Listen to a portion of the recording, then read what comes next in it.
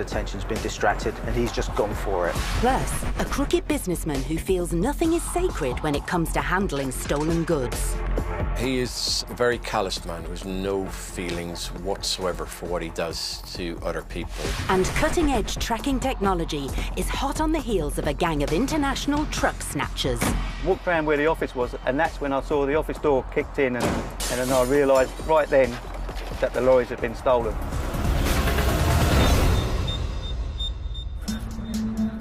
Laptops are among the most desirable electronic gadgets around.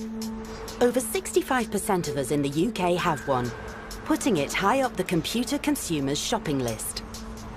Unfortunately, that also makes these highly priced portables a prime target for thieves. To help us get an understanding of the criminal mind, we've enlisted the help of Keith Farquharson, former Metropolitan Police Inspector and security consultant with over 30 years' experience. Police figures show that 34% of all thefts in central London are computer-related thefts. That's purely because it's so easy to sell on and make a good profit out of it. And once your laptop's stolen, there's little you can do to trace it. Unless, of course, you have it fitted with a tracker, like this.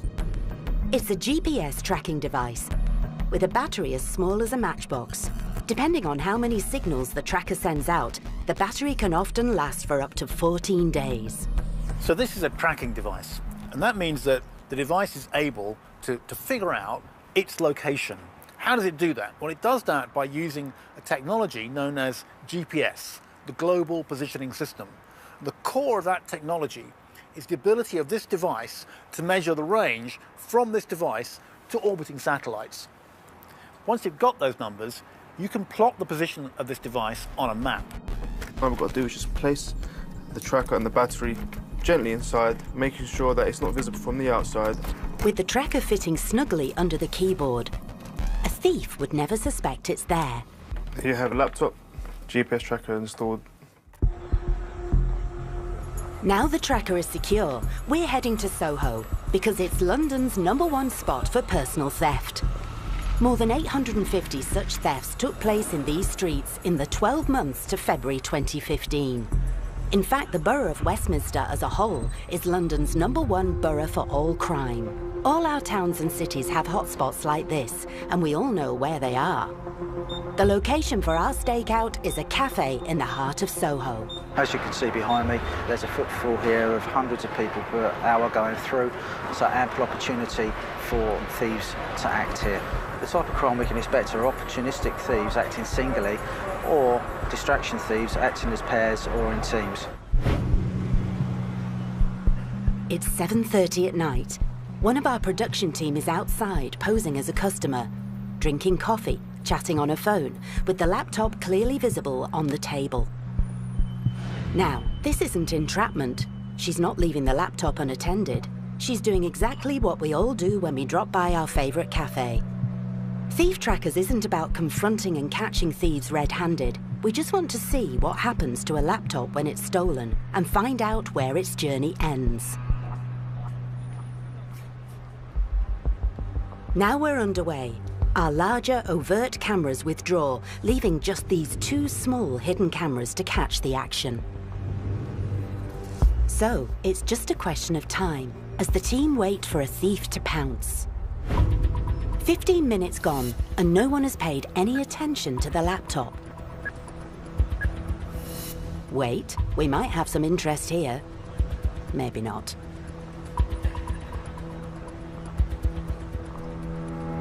It's nearly 8 p.m, early by Soho standards, but still bristling with people. So far, no one has shown any criminal intent towards our laptop. Ah, here's someone having a sneaky peek. No, just curious. More than an hour now, and aside from the odd glance, our laptop hasn't gained a lot of attention. Our researcher is really getting into her role as a cafe customer, distracted by a telephone call. Unfortunately, at this point, one of our two hidden cameras loses power, so we're left with only this angle. Now hold on, who's this man? The laptop's right in front of her, so it would take a brazen thief to whisk it from under her nose. But this is what happens when thieves work in pairs. What you can't see is that our researcher has been distracted by someone out of shot. And now, once the victim's attention is taken away from the laptop, the other crook is free to make a move. Now he's got the signal from his mate. And he's going for it. In the blink of an eye, he's off. And there goes the accomplice. We can pick up the laptop with the tracker now, which shows the thief is heading south through the Soho back streets. Later, we trace the laptop's extraordinary journey through London's underworld. The thief knew this area quite well. It may well be that he's got contacts within the local area and selling it onto one of those.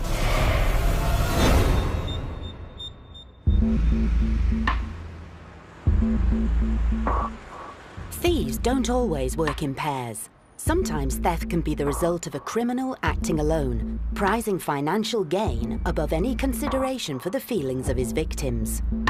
That's what happened in Croydon, South London, with a catalogue of robberies that shocked a community.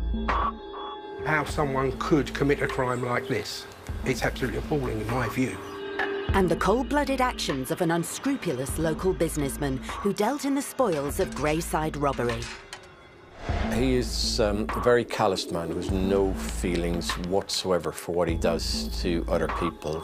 He was unaware that police were about to catch him out with cutting-edge tracking technology invisible to the naked eye. It's showing smart water on the cutting blades.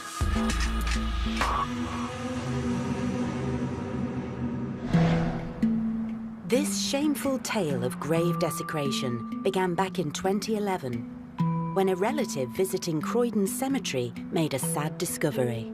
A member of the family came into the office, stated that their plaque was missing. A member of my team went out to the area to look at it, and we found that a whole rose bed of bronze plaques had been taken, and that hit us straight away. We realised that some major crime had taken place and a number of memorials had been taken. We're not talking a handful here, but 900. Yes, 900 plaques worth roughly £150,000. Nothing was saved from the thieves, not even war memorials. The impact that this sort of crime has on families is immeasurable. People are at all different stages of their bereavement journey, and the impact can hit them as greatly as it did on the day that they first had the bereavement. People just couldn't believe that someone would stoop to those levels. This bout of grave robbery soon came to the attention of Sergeant George Shannon. He's a key figure in Operation Ferris, a nationwide clampdown on metal theft, which the police estimate costs our economy more than £700 million a year. Metal theft is second biggest crime generator in the world after drugs. The actual metal theft itself is undertaken by a variety of people, from the desperate to feed drug problems to organised crime. Following a tip-off from trading standards officers, the police began to investigate a scrap metal dealer in Croydon. He seemed to have no scruples when it came to buying bronze plaques fresh from the graveside. His scrapyard was just a mile away from the cemetery. Maybe just a coincidence? 40% of all our metal thefts were within half an hour walking distance of this yard, which is disproportionate for a borough the size of Croydon. His actions were so despicable that they even shocked other criminals. For an example, one person gave us information, said, whilst I may be no angel, I don't believe in chopping up war dead plaques. He's gone too far. In May 2012, the police mounted a raid on the yard to bring this unpleasant trading to a halt. And this is what is left of the yard now at the moment. This is where it all took place. Sergeant Shannon takes us back to the scene of the crime. Now an empty shell, it was once a hive of criminal activity. The police found more than 400 bronze plaques. They were all seemingly stolen from local cemeteries. People were shocked. Even a lot of experienced police officers saying no one's going to be robbing from graves in 2012, and the sheer quantities they were doing it in for the sake of a relatively small amount of money. The crooked dealer had been paying as little as £1 for each plaque, well below its true value. But that hardly matters when you consider the emotional damage he'd been causing. There was plaques that had been there for 20 years to ones that had been there less than a year. Very touching and kind of moving was people had recorded when they had a stillbirth and the child was born. Down at the back of the yard, we found memorial plaques in the process of being chopped up. A vain attempt to disguise the stolen memorials before selling them on. He knew exactly what he was doing, but just didn't care. By chopping up the plaques, he thought he'd get away with it. What he hadn't realised was that some of them had been marked with an invisible tracking system called Smart Water. It glows under ultraviolet light. Each bottle of Smart Water contains a unique forensic code that is registered to the individual owner of each bottle and can be applied to almost any item. Samples of the chemical taken from stolen property can be tested back at the lab to help trace its origin. The Smart Water was already on the memorial plaques marked by the graveyards. The trace elements were also showing where the various machines had chopped the plaques up, so it formed a continuous link. Evidentially, it's quite important.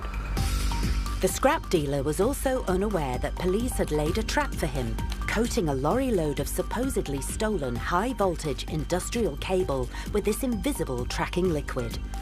We marked it into 3 delivery slots, each marked with Smart Water. Through his greed, paying way below market value for the goods, he accepted the goods knowing them to be stolen. We found evidence of all 3 deliveries at the yard when we raided it. The police uncovered a whole host of stolen goods at his yard. The profits from his disgraceful dealings soon became all too evident.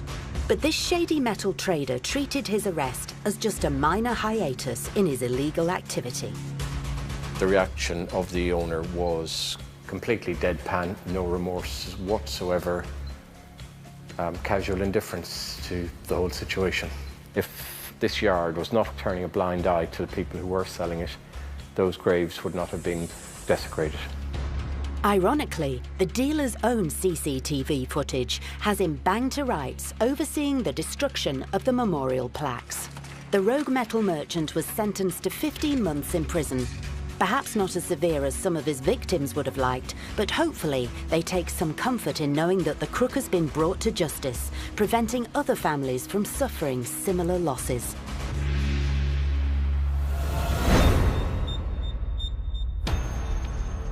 When tracking down stolen personal electrical items, good results can be much harder to achieve. At Thief Trackers, we're mounting our own undercover operation. Earlier on, we fitted this GPS tracker into a laptop. While outside a Soho cafe, our victim was seemingly distracted by one crook, while a second man stole the laptop, unaware that our covert cameras saw his every move. The thief slipped away into the shadows, but where did he go? The tracking software now does the legwork for us. The data is stored online, mapping the laptop's journey from the moment of theft. So this device has got on board a form of communication technology. It's rather like the device has got a mobile phone on board, and if you want to figure out where the device is, you send it a message, say, well, where are you? The device then communicates to you via the internet and sends you a set of information saying, this is where I am right now. After the thief struck, the data shows that he walked away swiftly, heading south. He stopped for almost 2 hours in the Whitcomb Street area. Our crime expert, Keith Farquharson, has been analysing the tracking data. As you can see, during the daylight hours, this is a well-used cut-through between parts of London. During the night time, it's not so well populated at all. In fact, it's very quiet, although it is covered by CCTV. We've got a multi-storey car park here just over my right shoulder, although that closes during the weekdays at 11:30 p.m. So the timeline does kind of fit in with that he may have gone into there, looked at the laptop, and maybe secreted it to come back a short time later. The tracker shows the laptop continued its journey south to Villiers Street alongside Charing Cross Station. It stayed in this location overnight. trying to keep an open mind on things. The person's either secreted it overnight and come back to it early the next morning, or kept it on them and slept rough around this location. As you can see over my right-hand shoulder, there's a shopping centre beneath Charing Cross Station where homeless people do sleep, and further down the road there's exactly the same. It's duplicated. So the mystery deepens. Was the thief sleeping rough in the city centre? Let's consider his activities the next morning.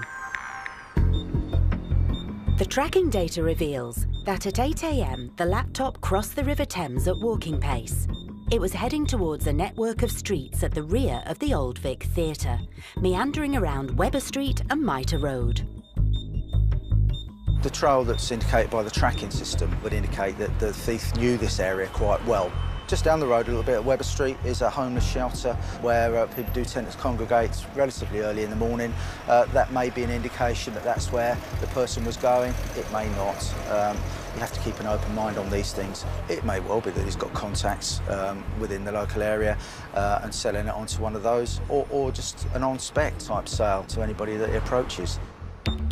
Suddenly, there was a change in the laptop's journey pattern when it moved to the northeast of London and to the Bulls Pond Road in Dalston. The data indicates that the laptop spent the weekend there. I think it's been passed on. All the indications are that this person that originally took it was very comfortable in the way that he was walking around. It was quite parochial, and then to go over to Dalston is quite a large leap. So perhaps our thief passed the laptop to an accomplice who took it to Dalston. But why did it then return to the city centre on the Monday morning? Was it being brought back to sell in the West End? By this point, our laptop had seen more sights than an open-top bus. It moved around the Charing Cross area, eventually heading to a building on Irving Street, a theatre ticket agency. It remained there for 11 hours, and then the signal stopped. So at 1 p.m, the GPS shows that the laptop was at the ticket booth behind us. That ticket booth has got a basement level to it, and with GPS it will only show you the location. It won't show you actually on what floor of that particular location it's on. So follow-up inquiries would have to be made with staff there. We decided to visit the ticket agency to continue our hunt. We were welcomed by renowned theatre impresario Ashley Herman, producer of more than 35 West End shows and the founder of Encore Tickets, who was very surprised to see us. The only thing which is strange, I can't quite figure out, is that the shop shuts at about 8 o'clock at night, and yet you were still tracking it after that time, so which implies that someone left it there. I don't think our staff would have noticed anyone coming in with a laptop any more than they would recognise someone coming in with a camera or a suitcase. And I guess it would be quite possible for them just to leave it under the stairs or shove it behind a box or something. And it could be, of course, it was just discarded all this time. If any criminal activities are going on in London, but particularly if it could affect tourists one way or another, such as leaving stolen goods in a shop, we want to know about it. And we want to help stop it. So we're 100% behind what we're doing. So our laptop travelled around for 5 days before the tracker signal stopped, possibly the shortest run in West End history.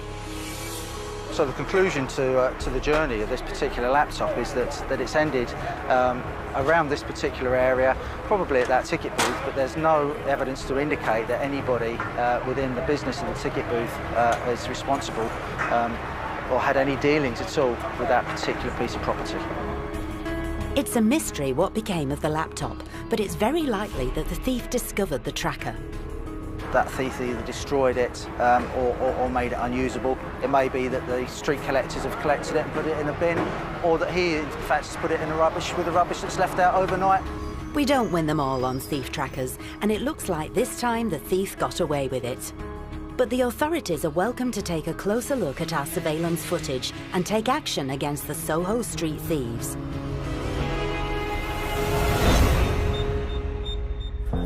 Criminality takes all forms, from the spur-of-the-moment act by a petty thief to large-scale robberies undertaken by organised crime gangs.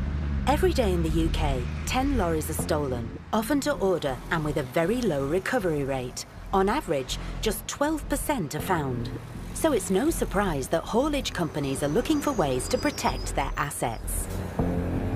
Salfords, a village 24 miles south of London, close to the M25 orbital motorway. It's the setting for an audacious robbery by a gang of international lorry thieves. The police told me that there was approximately 10 vehicles. There's a good £1 million worth. All that stood in the way was a high-tech GPS tracking system. It was highlighting the speed and the fact that thieves were actually speeding in the vehicle. And one man's dedication to duty. I saw the office door kicked in and the whole office was trashed, and then I realised that the lorries had been stolen.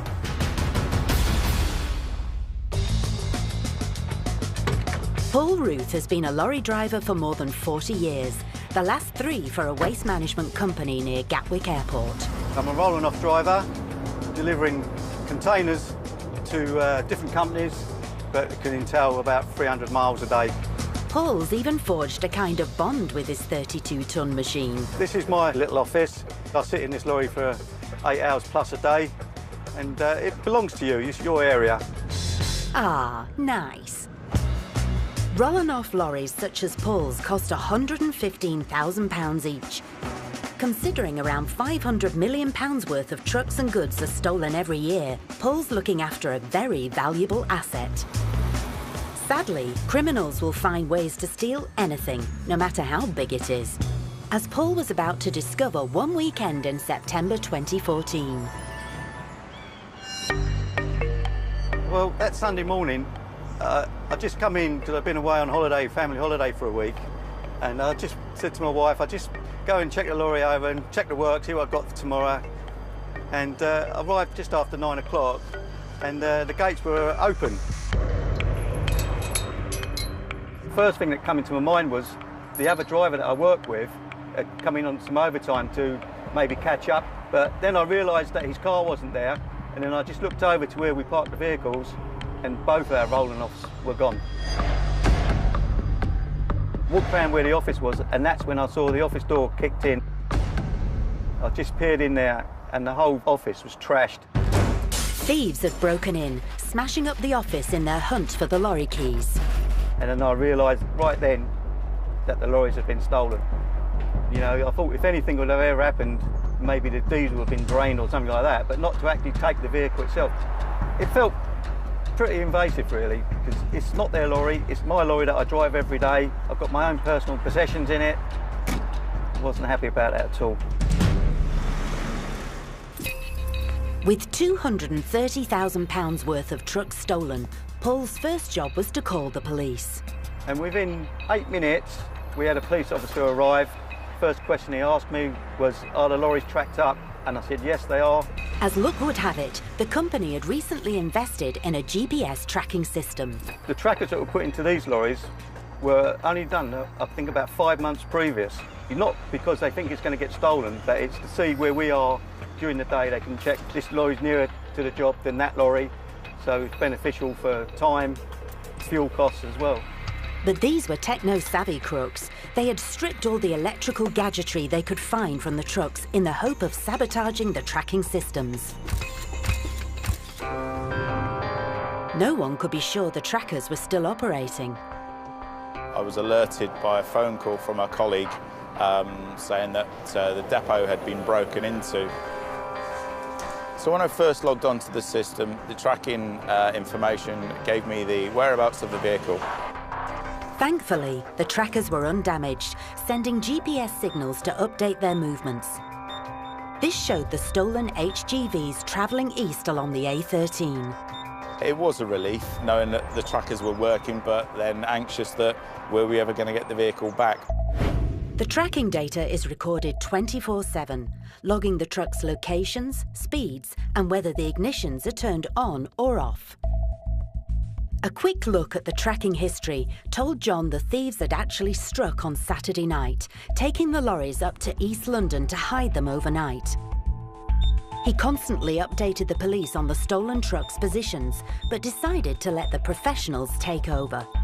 I actually give them the permissions to log into our tracking system, and they could track for themselves and guide their police in directly. It was just waiting to see what happened next. The thieves weren't hanging about. The trackers showed them speeding north towards Chelmsford, and the likelihood was that the trucks were destined for Felixstowe docks to be shipped abroad. The police gave chase, but these thieves were clearly no amateurs. they've definitely driven a lorry before, especially if it's got, you know, a high and low range gearbox. It's got 8 forward gears. They would have to have known how to change that up, otherwise they wouldn't have got very far. In the low range, it's quite slow. The vehicles had now reached the outskirts of Chelmsford, and the data readout indicated the engines had been switched off. Unfortunately, when the police arrived, the truck rustlers had left the scene, although they had collected quite a haul. The lorries were found in a disused scrap merchant's yards. The police told me that there was approximately 10 vehicles there, each of them valued at around about 100,000. So there's a good £1 million worth of vehicle there. You heard it, £1 million worth of the latest in heavy-duty commercial transport snatched back from under the criminals' noses. The owners of the other 8 vehicles were delighted to have their trucks returned too. The police did suspect that the vehicles were going to go abroad. Waking up on a Monday morning, we would have discovered our vehicles gone and our tracking would have still worked, but it would probably shown them going down the English Channel somewhere. So, an international truck snatching operation had been thwarted thanks to cutting-edge tracking technology and one man's dedication to his work. I keep my lorry under floodlights every night now, make sure it's locked up every night. I don't leave anything personal in it anymore because I don't want to lose it again. We didn't have all of our vehicles tracked. We've now gone over to tracking all of our vehicles. If they want to try a similar crime, then they will be caught, we will track them and we will recover our property. I would say good luck to them, but I don't particularly want them to try because of the inconvenience it causes.